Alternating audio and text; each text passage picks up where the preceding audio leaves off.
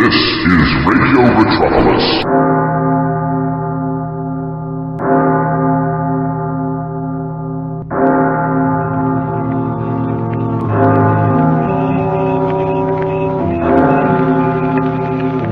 Who knows what evil lurks in the hearts of men? The Shadow knows.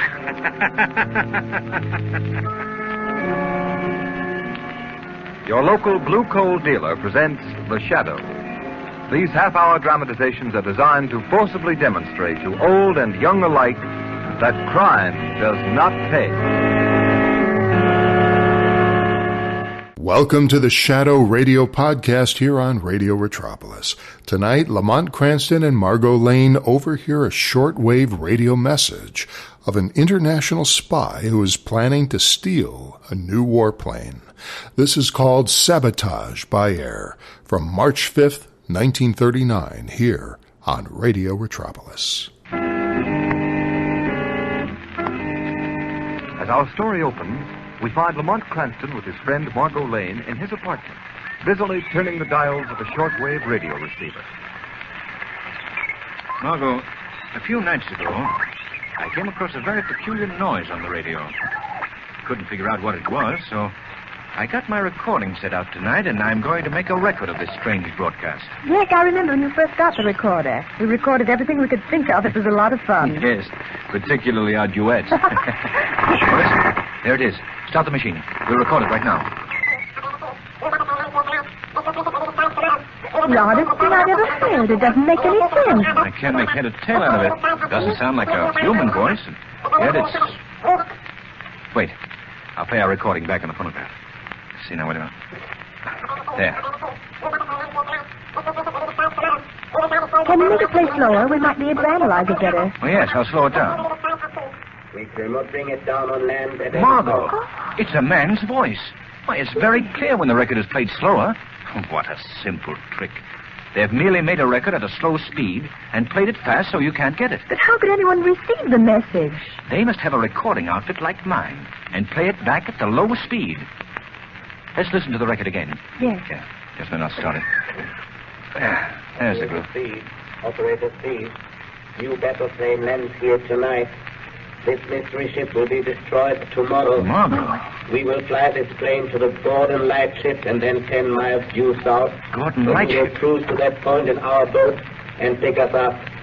This plane will be destroyed at sea. What do you suppose? We cannot bring it down on land at any cost. It will never be recovered. We have the only existing set of plans, and the designer is dead. Operator one in command. Do you know what that means, Margot? No, I don't know. A new army plane is due tomorrow or next day at the aerodrome. It's one of the most revolutionary inventions in the history of military aviation. Only one of these planes has been built. And not one of the men who worked on its construction was permitted to know all its secrets. And its designer is dead. Oh, I see. With this plane in the hands of an invading power, this country would be wiped out before our defenses could be mobilized. Well, tell me about it. What kind of plane is it? The plane is revolutionary in design, Margot. It's equipped with a very intricate shortwave radio control outfit. By means of this shortwave, one of the planes can control up to 50 flying bombs. Flying bombs? That's precisely what they are. Unpiloted miniature airplanes. They're extremely fast, can be directed by the mothership at any target, from a speedy bombing plane to an army tank or battleship. As far as I know, they've only built 3 or 4 of the flying bombs. We have so little to work on. What can we do? We've got to find the shortwave station that broadcasts that record. But how can we ever find it? You know, Margot, the closer you get to a broadcasting station, the louder the program comes in. Yes, naturally. In my car, I have a simple device with a needle and dial that shows accurately when you're getting near a radio transmitter. With the aid of that device, Margot, we are sure to find that station.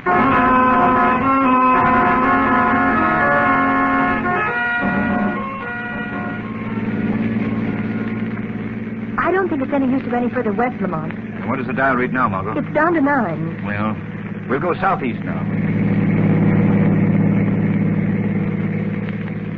The signal is getting stronger, Lamont. The dial reads 20 now. Good. Covered every inch of the city. There must be a road that goes further east from here. Well, the only place I know east of here is Robbers Reef. Do you think it could... Oh, it couldn't be out there. Why, there's only an old tumble-down house on the reef. I think you've hit it, Margot. How do you get there? There's an alley between a couple of these buildings here that leads out onto a sort of short, narrow sandbar connecting the mainland with the end of the reef. Is that it there between those old buildings? So hard to see in this fog. There. Yes, that must be it. We'll try anyway.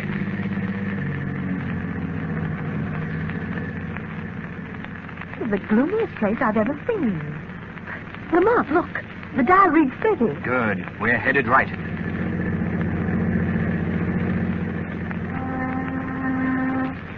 Margot, I'm going to stop here. Now, you stay in the car. Keep the doors locked till I come out of the house. Please don't go in there, Lamont. I won't, Margot. But I think the shadow will pay a call.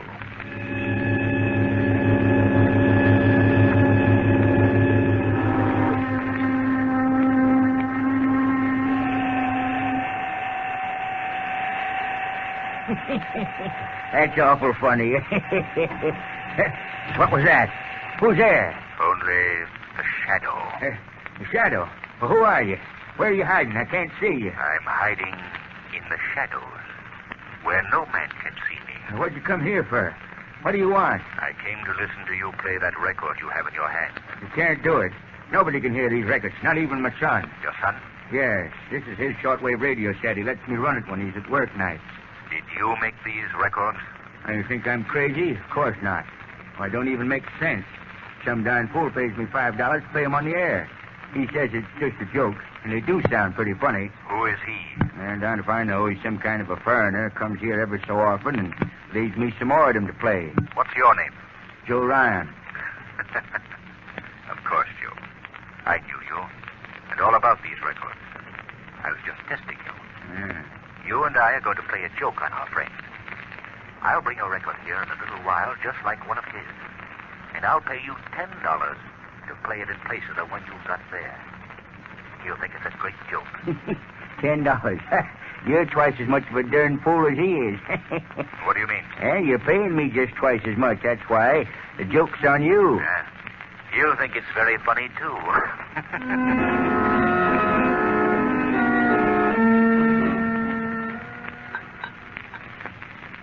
Well, here's to you, Corbin. I guess our work's about done. Tomorrow the Army's new plane will disappear, and so will we. Yes, Bola. We'll be all finished up. It's been a pleasure working with you. Perhaps your methods are a bit ruthless, but they produce results. Shall we listen into your last shortwave broadcast and record it just as a souvenir? No, it's time for it now. Well, all right, tune it in. Such a simple idea, but high-speed recording. No one in the world can understand that. Wait a minute. Listen, there's something wrong with that message. It's a good thing we are recording it. I think it's your imagination, Bola. It sounds like all the rest of your records. I know what my voice sounds like even at high speed. Now, play the recording back at the slow speed. Mm-hmm. Listen. Operator 1. Operator 1. Your plan to steal the new Army bomber Sounds has very been discovered. strange. If you do not want this plan not my revealed, come at once to Joe Ryan's shack on Robbers Reef. If you want your secret to remain a secret, come immediately, for I have things of grave importance to discuss with you. I'll be waiting for you, Operator 1. This is the Shadow. Shadow? I've heard of him. He's dangerous. Perhaps we should leave tonight, Bola. You have the only plans and the designer's dead. Let's leave at once. Fool, we have yet to destroy the plane. Besides, Corbin, the Shadow knows too much. Bola will teach him a lesson he has long needed. Bola will teach him not to meddle with affairs of importance. Let's go at once.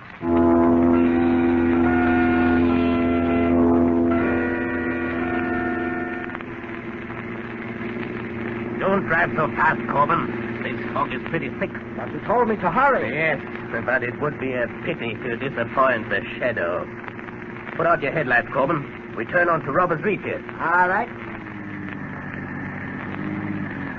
Drive slower, you fool. I'm just barely creeping. No, we can't take any chance on any accidents now. Look, what's that?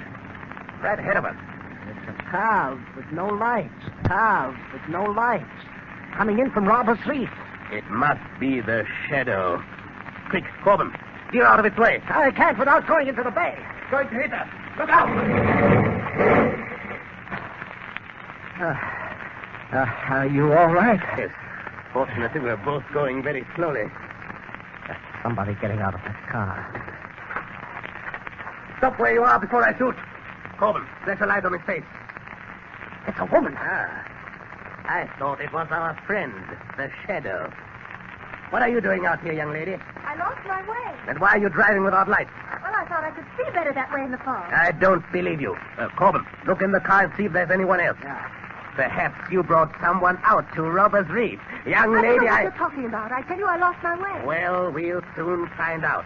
You are coming with me. No one else in the car, boy. Good, Corbin. I'm sure there's nothing the matter with the cars. Drive hers into the water. Then bring ours to Joe Ryan's shack. The young lady and I are going to walk. Unless she is foolish and tries to run away.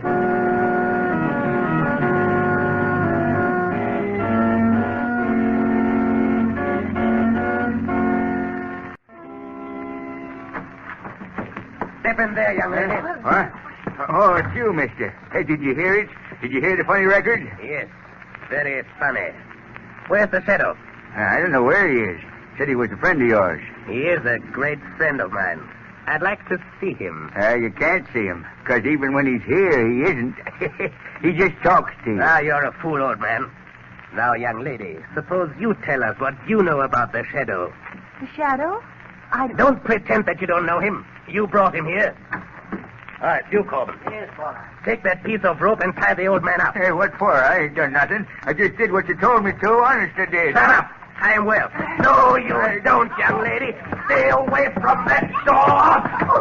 Here, Corbin. Give me a hand. The young lady doesn't want to stay here. Tie her up, too. That's it. Tie her to this chair. Fine. Now we will see. What hit me? Paula, did you do that? You may thank the Shadow, Corbin. The Shadow? I can't see you. Where are you? You hear where my voice comes from, don't you? That's all I wanted to hear. I guess the last laugh belongs to Balla. It was too easy. Come, Corbin. We must get to the aerodrome. We have work to do. Come, Corbin. Hurry.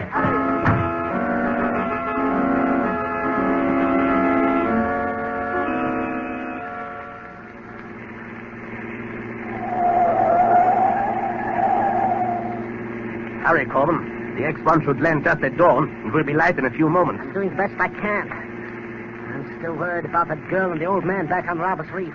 You should have gotten rid of them. As soon as I leave you at the airport, I will go back and close their mouths forever. Leave me at the airport? Certainly, Corbin. You're a pilot. It's up to you to fly the army ship out to sea alone and bury it. Yes, but suppose something happens when I get out over the ocean. Suppose they don't pick me up. This is dangerous, Paula. Your strong suit is not courage, Corbin. But don't worry. You will be picked up, as will I. The rest of our operatives are waiting even now on the boat, 10 miles south of the Gordon Lightship. Do you still have the plans for the plane with you? Those plans have not been out of my sight since the day I got them. There's the entrance to the airport directly ahead. What do you plan to do, Paula? Simply this. The flight of this new plane has been veiled in greatest secrecy. There will be but one guard at the airport to meet her. Huh? You and I represent ourselves as inspectors from the War Department. Once we get aboard the plane, it is simple. We'll overcome the pilot and anyone else on board, and the rest will be up to you. Here. We can stop right here now. Look, Paula. Look, there she is now. She's just landed. And look right behind her. There are the 3 flying bombs coming in perfect formation. Come. Let's get over to the plane. Sorry, sir. No one's permitted on this field. Oh, I'm Harry Johnson from the War Department, and this is Mr. Andrews, my assistant. We have been sent out to check the landing of the new plane. Do you have any identification? Identification? Why, the best in the world. Look, here are the plans for that ship. Is that good enough identification? It sure is. Who is piloting her? I believe Lieutenant Flynn, sir. Well, I'd like to get his report as to how she handled on her trip east. Well, there he is, just coming out of the cabin. Oh, Lieutenant Flynn. Yes? Mr. Johnson and Mr. Andrews from the War Department, sir. We came up to get your report on the flight firsthand. Did you fly in alone? Yes, sir. She handled beautifully in the air, and the flying bombs responded perfectly. Yeah, I've gone over these plans here, of course, but I would like to step into the cabin and see what it looks like. Certainly. Right this way, sir. The pilot sits up ahead here in this heavily armored cockpit. Now, by closing this metal door, he can be shut off completely from the rest of the ship. What is the purpose of that, Lieutenant? It's just an added arm of protection for the pilot and the shortwave mechanism that controls the flying bombs. But, Lieutenant, can the pilot communicate with anyone in the other part of the ship when the door is closed? Yes. Step into the cockpit here. Now, you see this microphone? Yes. That's connected with a loudspeaker installed in the rear of the ship so that the pilot constantly can be in contact with the rest of the crew, even if the armored door is shut. Where's the equipment for the control of the flying bombs? That's right here, sir. Uh-huh. See this dial with numbers up to 50? You just set the indicator at any one of the numbers, and that throws the flying bomb of that particular number in line with the corresponding controls so that it can be manipulated separately. And these 3 dials here control speed, direction, and altitude. It's perfectly simple. Is there anything more I can show you, sir? No. You have been a great help, Lieutenant. What is that switch in back of us? Oh, this? Well, that's the... Oh! All right, Corbin, take off immediately. As soon as you get in motion, I'll push the pilot out and jump out myself and tell the guard that you are running away with the ship. There. There he goes. Now, hurry, Corbin. Take her off. Good luck, Corbin. I'm going to jump now. Help! Stop! Help! Stop!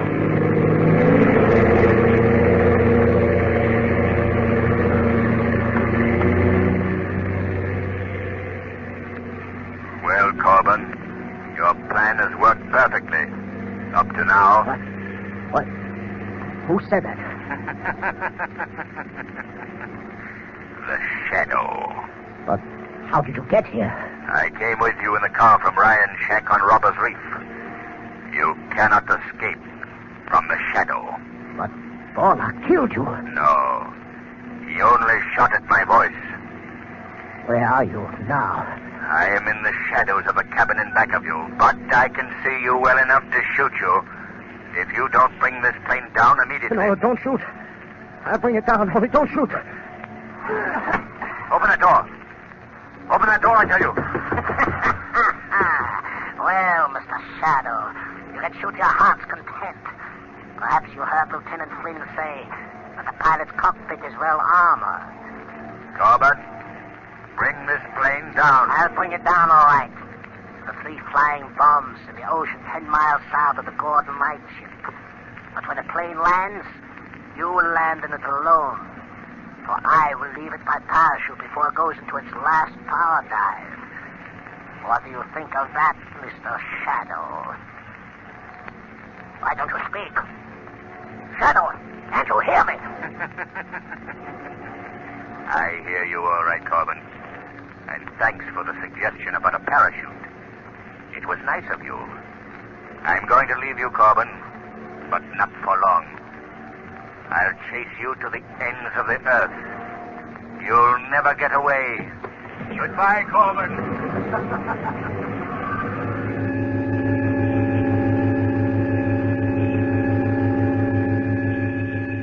What's the matter with those mechanics? Can't they get that pursuit ship started? Look at that plane gain altitude. Take it easy, Lieutenant Flynn. The mechanics are warming it up as fast as they can. How's your head? You got a nasty crack. It's all right. Wait till I get my hands on that guy. Where did the other one go to? In the excitement, he ducked into a car and beat it. You sent out a police call? Sure, first thing. Hey, look. Look. Someone just bailed out of the ship. Oh, that's funny. The parachute's opening, but I can't see anybody. That's the darndest thing I ever saw in my life. Look, the number 1 flying bomb is diving for the parachute. Will it explode if it hits the parachute? Once the firing mechanism is released, it'll go off if it hits anything. Oh, my Lord. It just missed the parachute. And it's diving. It's diving straight towards us. It's out of control. But it's... I got it.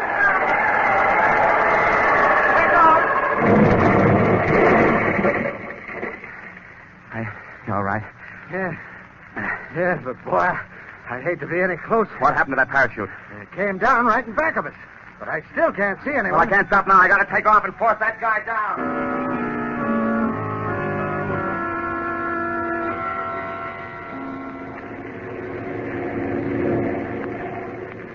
Lieutenant Flynn? Huh? I'm here. hearing things. Boy, must have gotten a worse smack on the head than I thought. No. It's not your imagination, Lieutenant.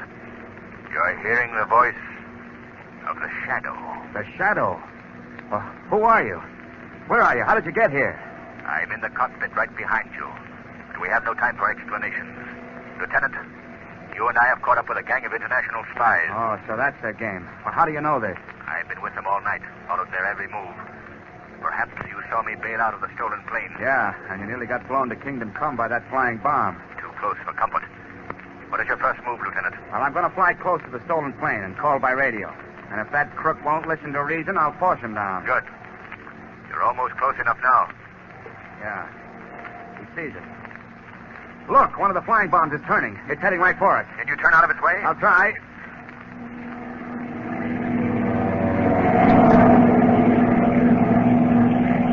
Those things are too fast. They can turn on a dime. Look at that thing fly. Your only chance is to shoot it down. Can you hit it? I've got to. Good shooting, Lieutenant. My lord. Look, that madman has released the one remaining bomb. Yes. He's right behind us. Our only chance is to put this plane into a power dive. Here goes.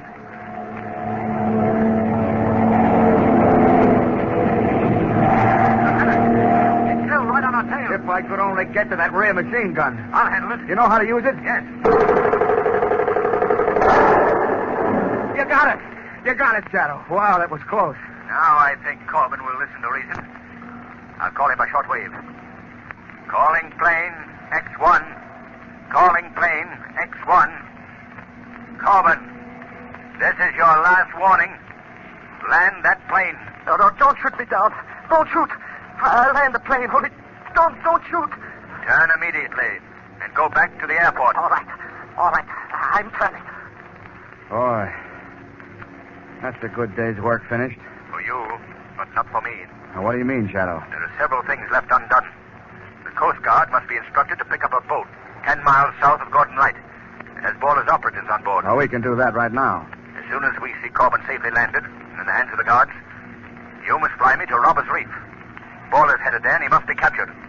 I'll call the ground at once and have the police notified to follow up.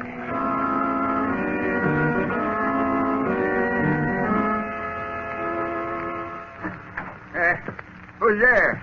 Baller, what do you want? What are you doing here? Well, I'm glad to see my little birds have not flown. And now, young lady, there are a few questions I would like to ask you. Can't you loosen these ropes a little?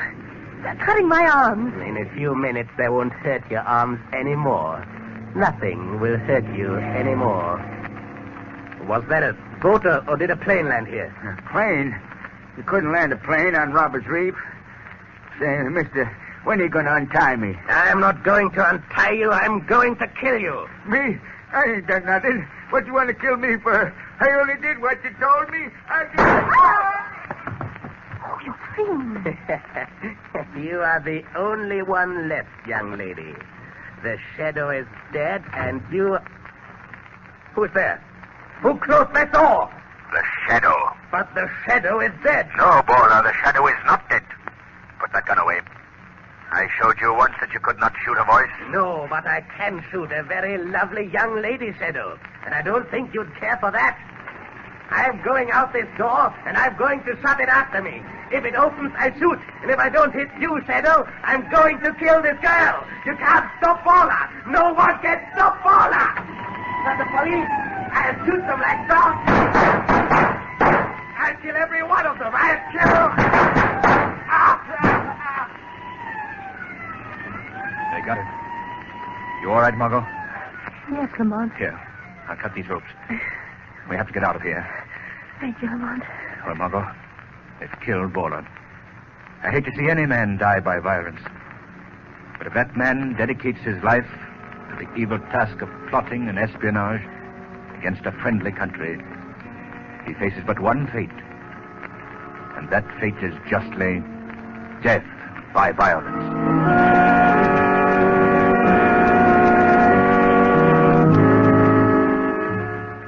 Today's program is based on a story copyrighted by the Shadow magazine. All the characters and all the places named are fictitious. Any similarity to persons living or dead is purely coincidental. The Shadow magazine is now on sale at your local newsstand.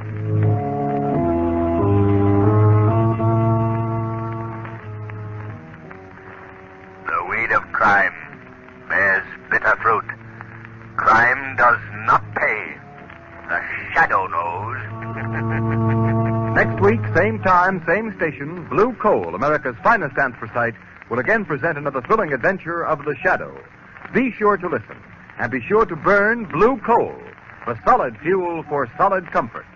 That was Sabotage by Air from March 5th, 1939, here on the Shadow Radio Podcast on Radio Metropolis. This episode was also known as Death by Violence, given the Shadow's closing speech, where he basically says, "He who lives by the sword shall die by the sword." That's what it meant. Our villain is clearly Nazi-influenced, complete with German accent. And although America had yet to get involved in the troubles in Europe at this point, Americans weren't oblivious to what was going on with Hitler either, and the Nazis. Dramatically, they were the perfect villains, just as the Russians were the perfect villains of the 1980s. This episode was written by Manfred B. Lee and Frederic Dene. Dene's writing career began by winning a writing competition in 1928. He is best known for co-creating and co-authoring with Manfred Lee 35 Ellery Queen novels, selling over 100 million copies in his career. Both he and Lee, our co-writer of this Shadow episode, not only wrote the Ellery Queen novels, but together they wrote under the single pseudonym Ellery Queen. Dene prided himself in one aspect of his writing, and that was, quote, and this is his quote, "The literary historians will go back to the good mystery novels to find out what was really going on. Our books are as much a canvas of their time," unquote. Now, that is something I have stressed in every podcast series that I do, and from time to time I will talk about that the best dramas and the best comedies took elements of real history, of real moments of the time, so that it could be used not just as a piece of pop culture or a prop in this particular episode, but eventually as a real piece of history. You really learn history in these shows. It's a snapshot in time. That's why they're so great. Frederic Dene, by the way, died on September 3rd, 1982 at the age of 76. Great writers, these guys. One final observation after listening to these several dozen Shadow episodes so far. I think, and now listen to me, hear me out for a second. I think a good college drinking game could be created here, much in the same manner as the one with the original Bob Newhart show. Do you remember the original Bob Newhart show from the 70s? Not the one he did in the 80s, which was also great, but the one in the 70s where he played the psychologist. Suzanne Plachette was his wife. They lived in a Chicago condominium. And the whole premise of that game was called Hi Bob, which means anytime a character said Hi Bob, which was literally every new scene when a character came in, Hi Bob, hey Bob, you had to take a shot. That was the premise. And ultimately, and I don't really need to say this, inebriation soon followed. And hopefully you weren't driving anywhere at that point. So you stay in your dorm and you play the game, or you stay in your fraternity. Sororities weren't playing this game. These were guys that were playing these games. Well, in The Shadow, the classic repetitive line is the question, "The Shadow?" Have you noticed that? Every time the Shadow appears, he always takes his target by surprise at first, and then announces after a very long pause, he says, "I am the Shadow." And immediately following that, first of all, he says it as if it's some major dramatic reveal. I think we know who he is. But the moment he says that, that almost universally prompts each villain in each episode to immediately respond with the question, "The Shadow?" As if you know him, but you don't know him. So maybe that would be a great game. Give it a try. Do it with friends at your house, your apartment, wherever you happen to be. Make sure you're not driving anywhere afterwards. And play the drinking game, The Shadow, and see how close I am to this. Listen to a few podcasts now. Go back and see how many times they say The Shadow in question every time the shadow appears. I think it's very funny every time I heard that. And I was thinking about that in the last podcast as well, too. I said, there's something very humorous about that the villain just can't quite fathom that it's the shadow. He's heard of the shadow, but yet, is it really the shadow? The shadow? Like, you're really here? It's funny. Anyway, that was Sabotage by Air on the Shadow Radio Podcast from March 5th, 1939, here on Radio Retropolis. Have a great night. This is Radio Retropolis.